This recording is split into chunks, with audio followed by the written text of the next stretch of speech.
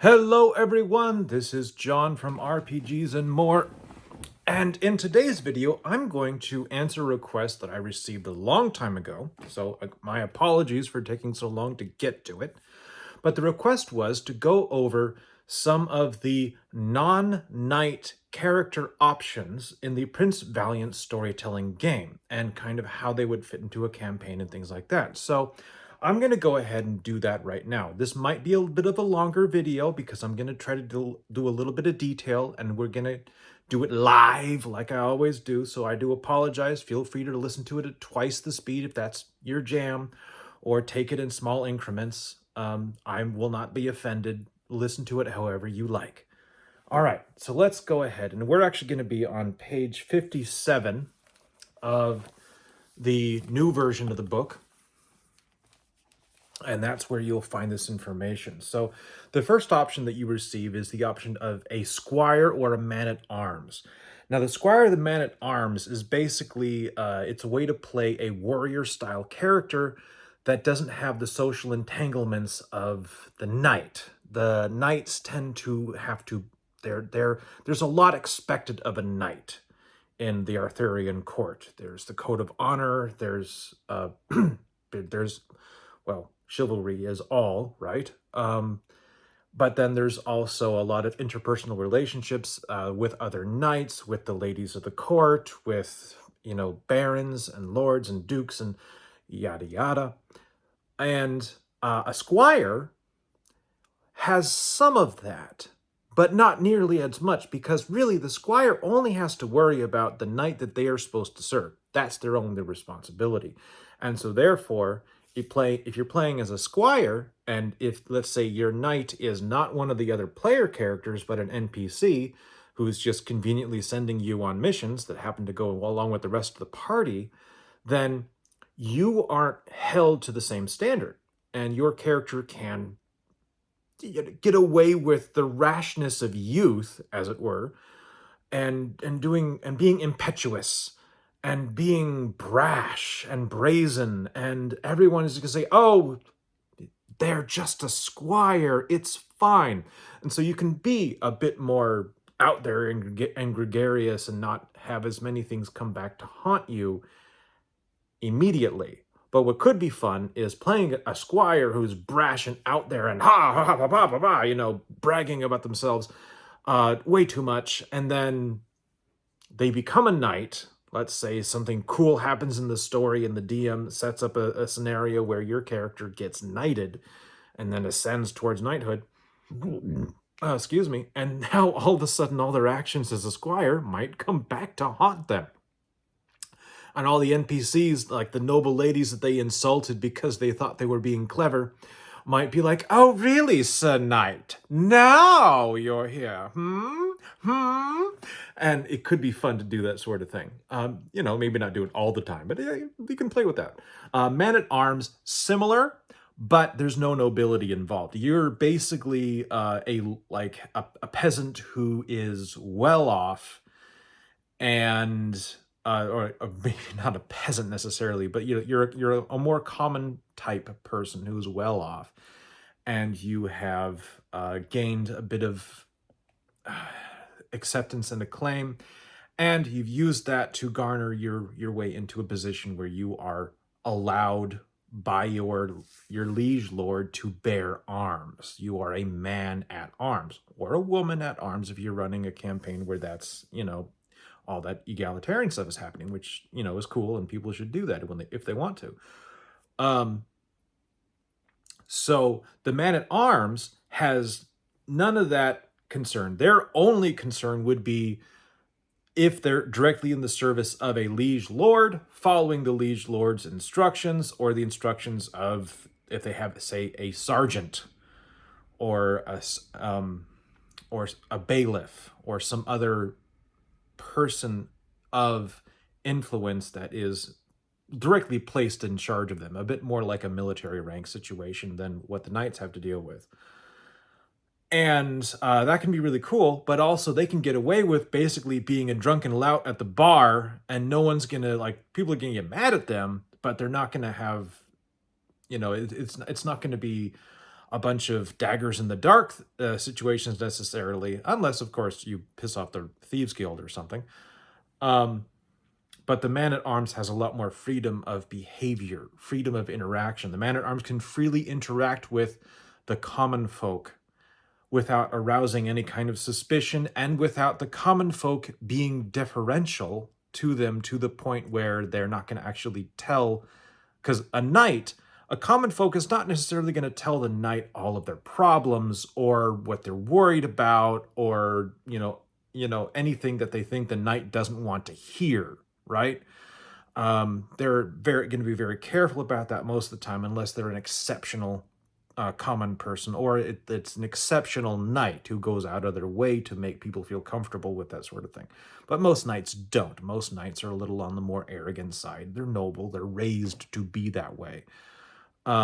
Whereas a man-at-arms is much more a man of the people or woman of the people, and so you can have a bit more down to earth like that. And so that's a cool character option if you want to be the fighter type. You don't necessarily want to have to deal with all the rigmarole of nobility.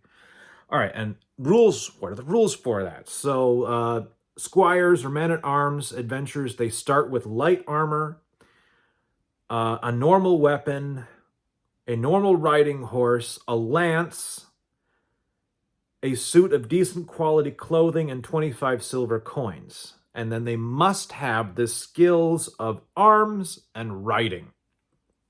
Okay, that's not too dissimilar from the knight. It's a little bit different, but it's not dissimilar. And that's where you get started. So that's kind of how you do a man-at-arms. Now let's look at some of the other ones. And the next one is a Viking. All right, so Vikings are a great source of adventurers because they are foreigners. So the Viking is that's the warrior that's come from over the seas to Britain. Or maybe they've come from, maybe they've come from Denmark, the Danes, or maybe they've come over from Ireland back, and now they're in Britain, coming from Ireland. Maybe they're coming down from Jorvik, if you have Jorvik in your translation of Arthurian, the world of Prince Valiant. That's not an official part of Prince Valiant, but you can mess with it a little bit because we're taking the spirit of Prince Valiant, if not always the letter, if you want.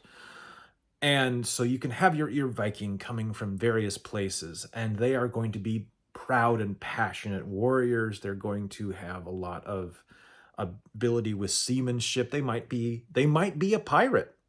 They might go a Viking, right? Or they might be a farmer. But there's a lot of things that would bring a Viking into a Prince Valiant campaign as an adventurer who it has that kind of, they're the outsider, they're the other, so they have that different perspective of what's going on. Maybe there's a peasant revolt and the peasants are saying, we want to be treated fairly. And the nobles saying, well, you need to let us oppress you. And the Vikings are saying, I agree with the peasants. What are you talking about? No, you got to treat them fairly. You are not doing your job as a thane or a jarl. And now we have a cool conversation, right? So that Viking's a cool option. Rules-wise, what does that do? Vikings start the game with light armor, a Viking weapon, such as a sword or an axe, cool. A fine fur cloak, gotta have the fur cloak, right? And a few bits of plunder with about 25 silver pieces. A silver torque, a gold-plated religious icon. Those are options of things you can have, like, I've got some plunder. It could also be just trade goods, things that they have traded for in the past, or they're carrying in order to purchase their next trade. It doesn't always have to be the pirate version of the Viking, but you can do that. And Vikings start with the skills of arms and ship handling, because that's what they were known for, is running around in ships and fighting. All right, so your character starts with those things, but then you can branch out from there and be into like farming and be into, I don't know, tending goats, whatever it is that you want to have on your character sheet, you can build out from there. You don't have to stick to that one stereotype. They just want you to have that baseline, because that's what Vikings in the Prince Valiant setting were known for. All right, so what's next? The monk. Now, the monk's an interesting case because the monk is sort of the religious uh it's a religious man. So think the character of Athelstan from the TV series of Vikings. The monk is a person of peace. They're not like the D&D cleric because there's no magic, right? They're not casting healing spells and whatnot. They're there to talk about God, or however you want to translate it in your game. But this is a very kind of Christian sort of game. While they don't come out and say it outright. I mean, Prince Valiant, it does belong to a relatively Christian well, King Arthur is a relatively Christian nation, even though it also, in some of the legends, King Arthur basically tells the Pope what for, and to get out of his business, and actually has a crusade against the church during in Europe. So it really depends on which version of King Arthur you want to have out there. So you could have a monk who, I guess you could have a monk who is dedicated to a religion other than Christianity if you wanted to. Certainly, if you want to go a more fantastical route, you can pick anything. But basically, the monk is that stereotypical, um, lots of robes, rosary, tonsure, and should have a little bit of wisdom, probably good at preaching, that sort of thing. Um, the cool part about the monk, though, is that usually monks have the ability to read and write. Not always, but usually, and that is something that, at least in the assumed setting for this game system, that reading and writing is not necessarily a common skill. So the monk is useful as kind of a researcher in that sense. They would be similar to the learned wizard in some fantasy games, just minus the spells, of course. And they would be a font of knowledge, both of religious-based knowledge, but also, a little bit of science, a little bit of mathematics, a little bit of history, anything they could find a book from that they might have read in the past and remember, or maybe they're working on a book. So what do they start with? Monk adventurers start the game with a heavy staff, a warm monkish habit, 10 copper coins, and some supplies, such as half a chicken, uh, a bottle of good wine. All right, monks must have the skills of oratory and write languages in Latin, or the written language used in their home region. See the list of advanced skills below. Okay, so the monk is going to be someone who's good at preaching the word, or preaching or talking about what it is that they're passionate about, right? And then they're going to have the ability to read and write. Now, they assume Latin, but if you want it to be Greek, you can do Greek. If you want it to be English, you can do English. If you want it to be Swedish, you can do Swedish. It's fine. Whatever fits with your personal setting and your way of doing things, that's cool. And the monk is a way of bringing that in there. So let's say you want your characters to explore some ancient ruins, whether those are, Roman ruins or something else. The monk is one that's going to be able there to decode the curse that is laid upon this building and let people know what's going on. Or they can interpret the mosaics, or they can, there's a whole bunch of things that monks can do that don't involve fighting, but they are capable of fighting with that stout wooden staff that they start the game with. They're just maybe not necessarily trained for that, but maybe your monk was a former soldier who turned towards the monk life after an experience in battle that left them scarred, and both physically and mentally. And so you can actually have a monk who has skill in arms, depending on how you spend your skill points at the beginning when you're creating your character, who is still dedicated to peace. And there's some cool monk characters that I've seen that are like that. And Father Cadfael from the Cadfael series of movies is a great example of a monk who was formerly a Templar knight and is now serving as kind of an apothecary of sorts, and is a bit of a detective. I mean, that can be a basis for a cool monk character. So you don't always have to be like the one standing up on the bucket talking about, and the word of God is blah blah blah. You know, you don't have to do that necessarily, or you don't have to be like the wizened old man character with the book, you know, the book up in his hands, like and back in the 335th year of our Lord, we did defeat the Saxon menace with, you know, whatever. You know, you can have some fun with it. You can make it your own. It's not a one-trick pony like it might sound. Just like the Viking is not a one-trick pony. This game kind of emphasizes the oratory and the reading and writing, but you can, you know, mess with it a lot and have a lot of fun with that. There's room. All right. What's next after that one? Merchants. Ah, merchants.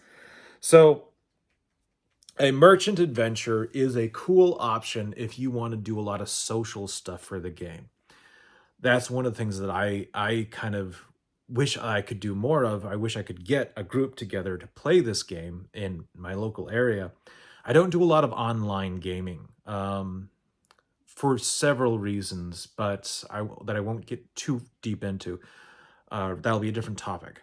But so merchants, what's cool about merchants is they are social connection up the max, but not nobility connections necessarily. They are their connections among the wealthy of the towns. So a merchant's going to know where goods need to go. They're going to have that. They're going to have a better chance of knowing about that. They're going to have a better chance of knowing about the economic state of various towns and cities that you pass through, or what a village is known for. You know, goods that they can buy and sell. They're going to have that kind of knowledge. They might even know a little bit, just enough to get themselves in trouble if there's a thieves guild or or some local rogues or brigands. They might know a little bit about that because they're trying to they've learned enough to try to avoid said routes, right? So that's where merchants can be a font of knowledge there, but they're also a font of connections because the merchant goes into the city and they can get connected to their local guild. Let's say you want to have a merchants guild in your campaign setting. Well, then your guild can your merchant can be connected to that guild and then use their guild connections to find out information about other locations and help you track down stuff. It takes time, it takes money, because you still got to pay the guild to do these things. They don't do these things for free. Um, but it's a way to make the world seem a bit larger than just the starting village and the adventure site. Excuse me, sorry. But merchants are great for that. The other thing that they can do is they can help be the bridge between the common people members of the party or NPCs and the nobility, because the merchants will probably have goods that the nobility will want to buy. And meanwhile, the merchant might want to start getting things from the nobility. In fact, you could even have a plot where your merchant is trying to maybe marry into the nobility to make so that their children, their descendants, will be noble descendants instead of being, you know, common types. And so you can get that kind of that push for a more dynastic style of play with playing a merchant. And not that you can't do that with other, you know, classes, so to speak, but the merchant lends itself a little bit better to some of those things because that's some of what actually happened in history. If you want to go the route of exploring how different faiths and different cultures interact in your game, maybe you've read maybe you read Ivanhoe and you liked the character of Isaac, or you didn't like well, I'm hoping you did like the character of Isaac, at least, you know, as far as his existence goes. But anyway, maybe you wanted to be like, I'm going to do that character, but without the stereotypes, you know, and have fun with that and go for a good ride with it. Or maybe you want to be like, you know what, you can do a lot, and you can explore the rift that would exist between the various cultures, whether that was, you know, Christians or the Judea, the Jews. That was what was emphasized in the story of Ivanhoe. Or you can talk about the difference between, you know, Christians and the Romani. If and merchants can be a bridge for that. Merchants can be a bridge for pretty much anything. There's also like the Turks, the Ottomans, the what is it?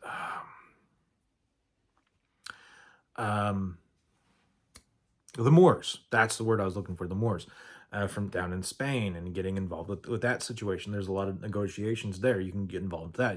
Attila the Hun and the Huns merchants could get involved with that. Maybe your merchant is convinced that they can strike a deal with the Huns and actually get some positive trading going on instead of raiding. They're probably wrong, but they don't know that yet, and that's for the game to decide as you play. Right? So there's a lot of things you can do with a merchant. What do merchants start with? So merchant adventurers start the game with a sword or similar weapon, normal outdoor clothing, a suit of fine quality, fashionable dress clothes, which actually would give a +1 to presence rolls, right? Aha, for purposes of prestige.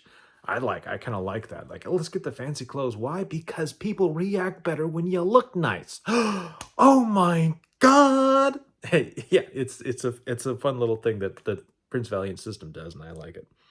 All right, 3 healthy pack animals, and a small load of portable, valuable goods worth 3 gold coins in value. Fine cotton, bales of silk, rare timber, or spices. I like the fact that they give you examples of what you could be carrying as your goods, because a merchant's not going to be traveling without something to sell or buy with.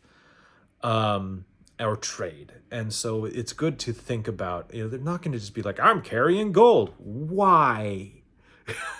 Why would you just run around carrying gold? That'd be like really dumb. That's like basically walking around saying like, I'm a merchant. Oh yeah, what do you have? I got this stack of $100 bills. Like, oh, you're not gonna be a merchant for long. You're not gonna like be flashing gold necessarily. You might have a merchant who is a gemstone merchant, and they might have some stones on them, but they're going to be very well protected. And so that person's probably not going to be an adventurer per se. They're going to have their own, unless of course your entire adventuring party is this character's entourage that is all hired to protect the gemstones that they're carrying. Okay, so we're not talking about like huge value things. We're talking about some silks that they bought off of a boat that made the rounds from the Silk Road, basically, and the end of the Silk Road, and silk being brought up through Europe and then got on a boat. Now it's come to Britain, and now the merchant has picked up that load of silk and is now trying to sell it to whoever they can persuade to buy it. Well, that's cool, and it's valuable, but it's not crazy, right? Same with lots of cotton. There's also like, if you want to do perishables, there's vegetable merchants. Usually not as much, but I mean, that might happen. Maybe they're selling raisins, right? Rare grapes from France, or Francia, or France, whatever you want to call it, that's brought into Britain and are now being sold like, this are the best raisins ever. Please try this kissed by the sun fruit. And have fun with that. I mean, you can go a little ham with this and actually use the trade goods as a way to make your merchant special. All right, so those are options. And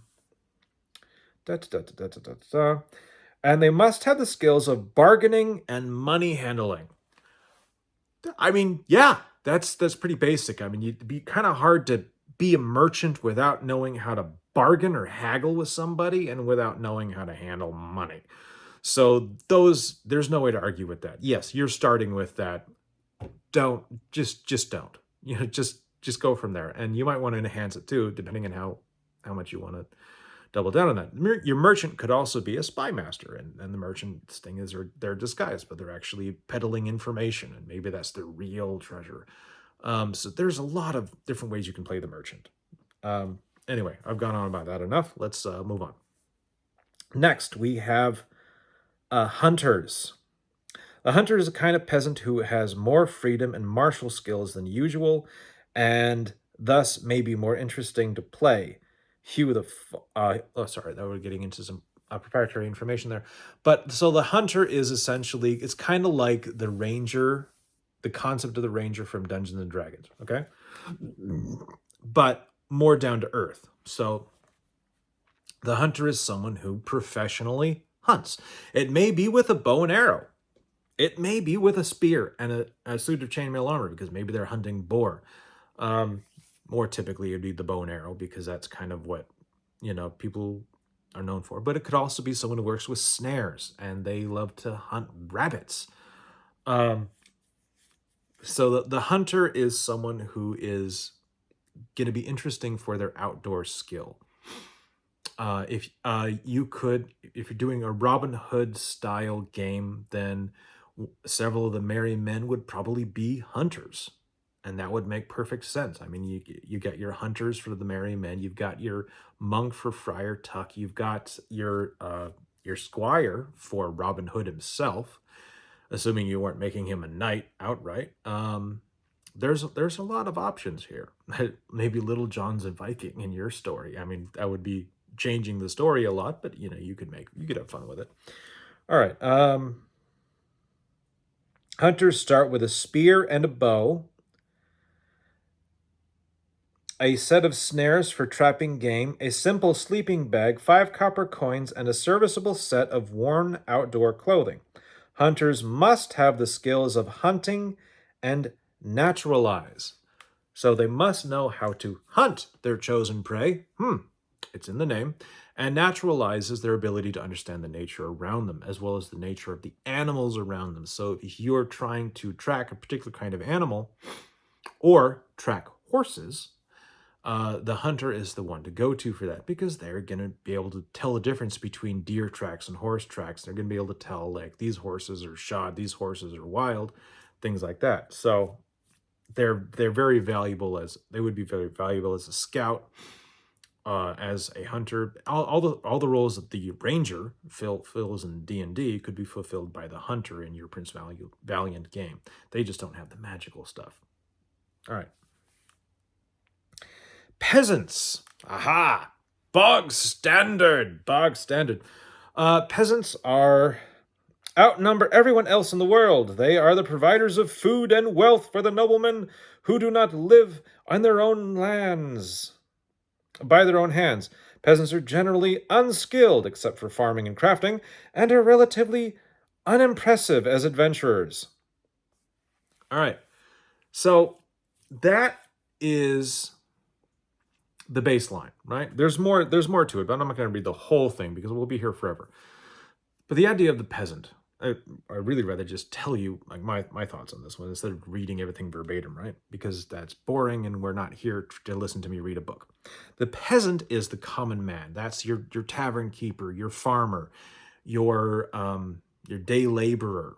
All right. Maybe the blacksmith is the peasant. All right. The blacksmith would be a peasant.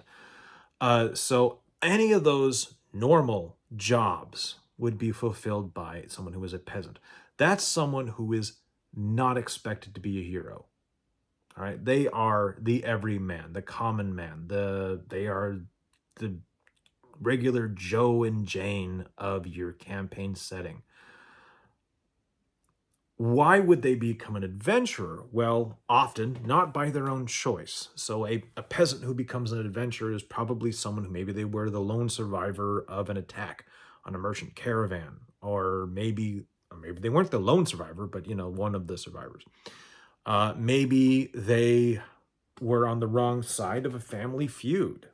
All right, or maybe they're the farmer's son who has dreamed of being a hero their whole life and took their father's sword or spear and left home convinced that they're going to become the next knight of Camelot. And so you've got this common-born person with huge dreams that just wants to do the best that they can and be the best hero that they can. This is the perfect starting point for that kind of character. They're not a powerful character, so you're not starting off as like, I've got all this extra equipment and I've got all this extra skills and abilities. No, you don't have that. But what you have is heart, if you want. Excuse me. So I would say that the peasant, while they are the most humble of beginnings, offers the widest variety. Like the merchant can do a lot. We've already gone over that, but the peasant can do more, because that peasant can be anything from the local wise woman or cunning man who is knowledgeable, all right, and is now having to go out on the adventure in order to get some herbs to help heal someone. That can be a peasant. The peasant can be the blacksmith's apprentice who is trying to, maybe take their master's goods to the next town to sell them after their master has maybe come up lame and can't make the trip themselves. And so now this person's call to adventure is not necessarily some big dramatic quest, but their quest is to take this cart full of goods to the next town and sell it, and then bring back the list of items that they were told to purchase in the next town, or bring back the money. And that in and of itself could be a whole adventure for the entire party, as you get all these regular folks together who and they decide to together take this cart of goods over to the next town. That could be a really cool beginning, because then they have to face off against bandits and brigands who want to take the cart from this blacksmith's son. So if you really wanted to do like a rags to riches story, you could also have every character start as a peasant, and then really tell the story of this group of people who are just trying to scratch out a living, and then become something more as time goes on. The heroes foretold by legend, perhaps. So there's a lot of options there, and I could go on, but we still got a few more to go through, so let's not. All right. Peasant adventurers begin play with nothing but a cudgel, a club, and a suit of poor clothes that gives a -1 to presence for purposes of prestige. -1 to presence, which means that if you're in a situation where you're trying to impress somebody and you're a peasant, you're not impressing anyone. So you can't have a peasant that walks into the king's castle and says, "You need to listen to me, haha." No, you're going to get, first off, the peasants are probably going to get their butt kicked by some bailiff or something, or they're going to get, they might be harmed in some way, or they will be humbled, because nobles don't like anyone else except other nobles. Don't even like it when other nobles do that. They're not going to like it when a trumped up commoner does it. All right. So your clothing marks you out as a regular person, or even a lower than regular person. Maybe you're a day laborer, and so you look like a day laborer. You're covered in grime and grit, and your clothing's partially torn, or been repaired so many times you got patches on the elbows and the knees and things like that. There's a lot of things you can do with that to give it character and give it personality, but it's not going to give you prestige. That will come later as you earn your fame and fortune, and then increase your, and then you can have that same, raggedy man come back to court decked out in some finery because they managed to strike it rich in life somehow. And that can be a cool transition and a cool moment for that player. Okay. Peasants start with no money, and some peasants may never have had money in their lives. That's because most common folk, they didn't deal in money, they dealt in barter, especially during the time of history that the Prince Valiant story kind of tries to emulate. Bartering was everything. Coinage, that was things for merchants and for wealthy townspeople and for nobles to worry about. The common peasant, they might someday, maybe they get a couple of coppers to buy a beer at the tavern on a feast holiday. But maybe they don't. Maybe they are someone who's worked in the fields their whole life, and they just trade chicken eggs for whatever they need. There's a lot of things in here that can there's adventure to be found there, but it's not the grand scale adventure. All right, moving on. They must have the skills of crafting and farming, and may have any other 4 appropriate skills, such as bargaining, brawling, or ship handling, but only with the approval of the chief storyteller. They may not have the skills of arms or riding unless the chief storyteller approves. And that makes sense, because the standard peasant is not necessarily going to be trained with weapons unless they're a member of the local militia. Now, me as a storyteller, I would allow most players who want to play a peasant to be able to take at least 1 pip or 1 point in arms to represent training in a militia.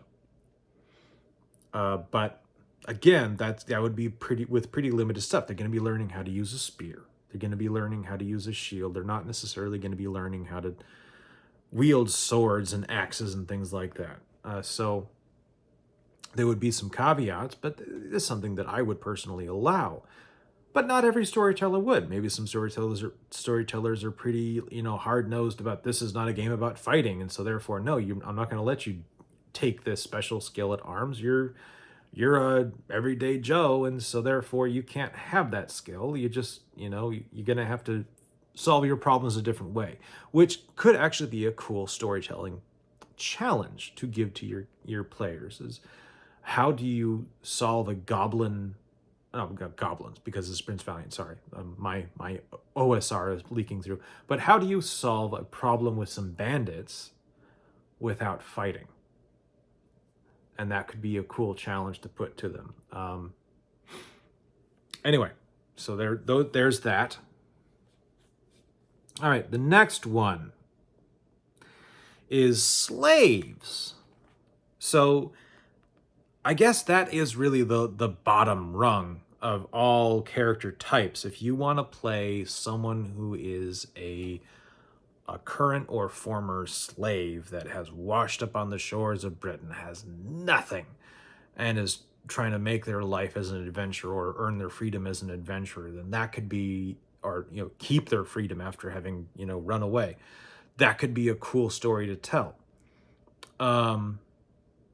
It's an option. It's one of the things that's listed here. I'm not going to go into too much other detail because I'm not entirely sure how. So thralldom was a thing, and you could use thralls as your character could be a thrall that was brought over to Britain by a Viking, or taken as a thrall when the Viking came to Britain, right? And how they feel about that is entirely up to you and your storyteller, and how you guys work that out. But there's that. Some serfs were claimed to the land, like they could not leave their plot of land their entire life. So you could use the slave beginning to represent that too, if you wanted to go the ultra harsh route.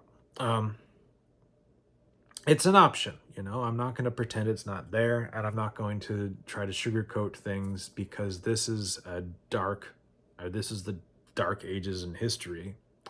Yes, it's Arthurian, which means that we can shine the shining light of heroism on things, but in order for heroism to actually mean anything, we have to acknowledge the darkness that can exist at the same time. And so one of the things that was very common during that time period was indeed various forms of chattel or slavery.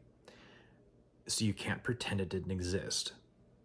At the same time, you don't have to spend your entire, unless all your players are up for it, you don't have to make your game about it either. Just, understand it's there. All right. Escaped slave adventurers start with nothing and often have no skills. The chief storyteller must agree on the occupation of a specific kind of slave: a galley slave, a serf, or a miner. So those are the suggestions how they start. So actually, I would say also a prisoner, if you want to go the Elder Scrolls route, could also start off like that. And basically, you're on the shores of this new land. You have nothing. You have no skill requirements. You also have no status, which means that you are at the bottom, lowest of the low rung. You owe nothing. You own nothing, and no one owes you anything. And so you got to start to build up from there. And that could be a fun challenge for people like Elder Scrolls games. They might enjoy that sort of thing because you're starting from nothing and then become the Dragonborn. Sure. All right, so there's that. Okay, next we have thieves. Thieves. What's in a name? All right, this is the last one. And so a thief is exactly that. It is someone who makes their living by being a sneaky little mushroom of a person. Sorry, that's a little Laura Bailey there. They're a sneaky little guy or gal, and they are a little duplicitous, and they want to do things the easy way, not the smart, not the honorable way. So they are not an accepted part of society, but they thrive wherever the weak exist. The heading of thief includes many kinds of criminals, from medieval confidence men to ruthless bandits and outlaws, or even capricious Huns or Saxons. Yeah. As social parasites, they are the foes of the upright knights performing their duties of protecting the weak. Sometimes noblemen turn thieves, but use the guise of their rank to hide their roles.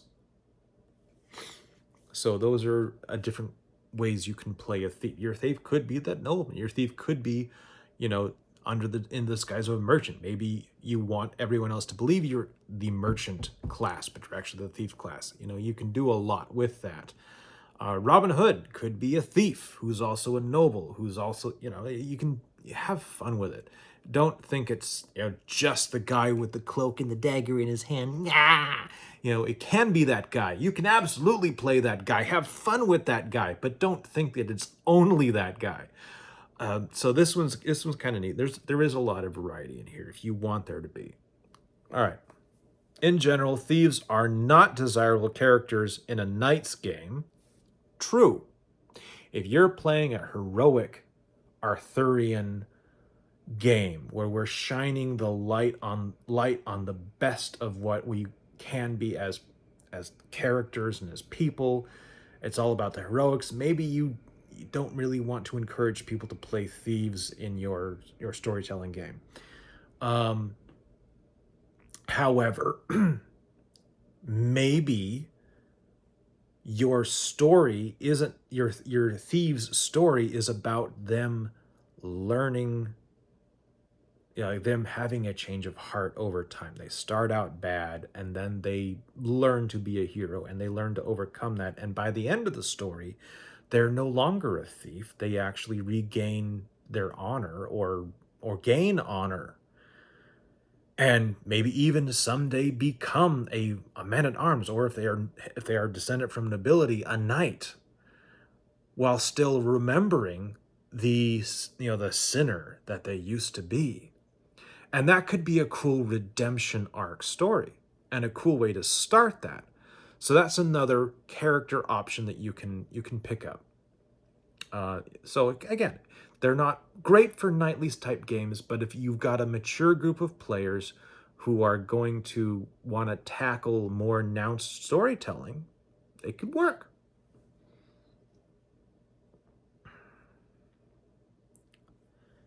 The thief will have to determine possessions and skills. Stealth, cunning, and dexterity are obvious choices. So it's not really prescribed. Like, you don't have to say, well, you have to have stealth and cunning. Gaming, not cunning. Sorry. My eyes, I couldn't read it. So you have to have this and that. You know, no, you can. The storyteller can kind of.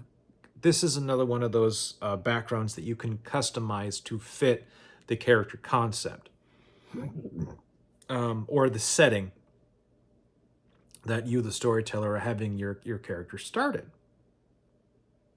So that's kind of nice. But anyway, that is a rundown of the advanced starting character concepts, or classes, if you will, that are in the Prince Valiant storytelling game in the advanced rules. The occupations, that's what they call it, the occupations. So I hope that this was interesting, and I hope it sparked a little idea in your head about what you can and cannot do, and what might make your game pop a little bit more if you don't want to have everyone be a knight.